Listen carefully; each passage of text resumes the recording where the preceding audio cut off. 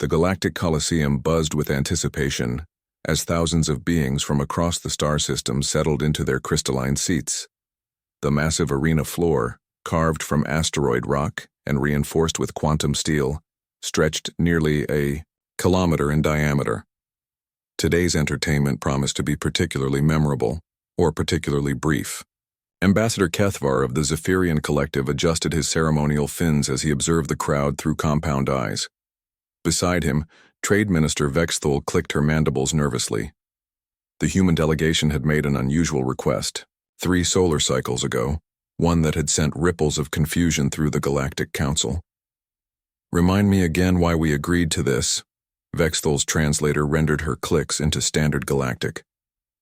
"A single human wishes to face the apex stalker with, what did they call it? A stick," Kethvar replied, his gills fluttering with what might have been amusement. "Just a wooden stick." In the preparation chambers beneath the arena, Marcus Chen sat in lotus position, eyes closed, the simple wooden staff resting across his knees. The weapon, if it could be called that, was unremarkable by any standard. 2 meters of treated oak worn smooth by years of practice with no technological enhancements or exotic materials. It looked primitive compared to the plasma rifles and molecular disruptors typically wielded in the arena. The chamber door hissed open, and Dr. Sarah Okafor entered, her face tight with concern.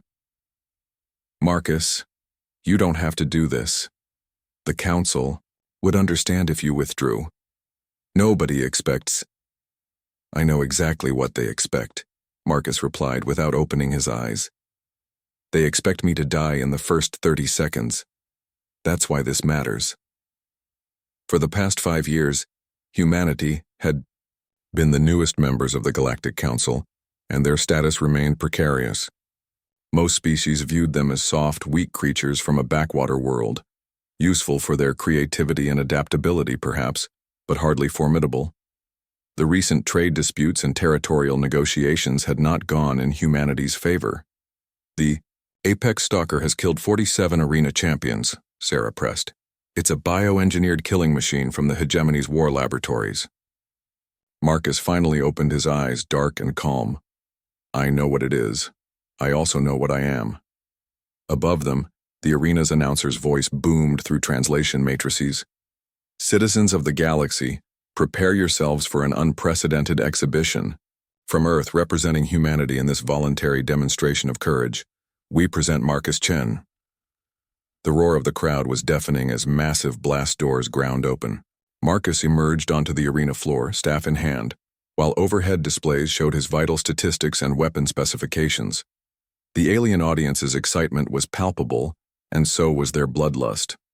On the opposite side of the arena, a different set of doors began to open with a grinding rumble that seemed to shake the very foundations. The apex stalker emerged like a nightmare given form. The creature stood 4 meters tall, its obsidian carapace gleaming under the arena lights. 8 legs moved with mechanical precision, while 4 arms each ended in molecular sharp talons.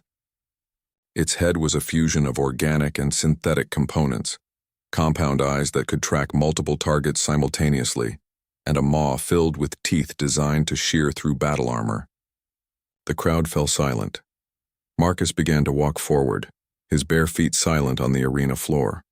The staff spun lazily in his hands as he moved, an almost casual display that drew confused murmurs from the stands. He had studied this creature for months, analyzing every recorded battle, every movement pattern, every kill. The apex stalker's multiple eyes focused on him, biomechanical systems analyzing this strange new prey. Its combat protocols identified the wooden stick as a primitive weapon, threat level negligible. The creature's artificial intelligence calculated a 99.7% probability of victory within 15 seconds. Marcus stopped 50 meters from the beast and assumed a ready stance, staff held diagonally across his body. The arena's energy field activated, sealing them both inside until one emerged victorious. The stalker attacked. It moved faster than many of the watching aliens could track, covering the distance in 3 massive bounds. Talons that could slice through starship hull plating swept down toward Marcus in a killing stroke that should have ended the contest instantly.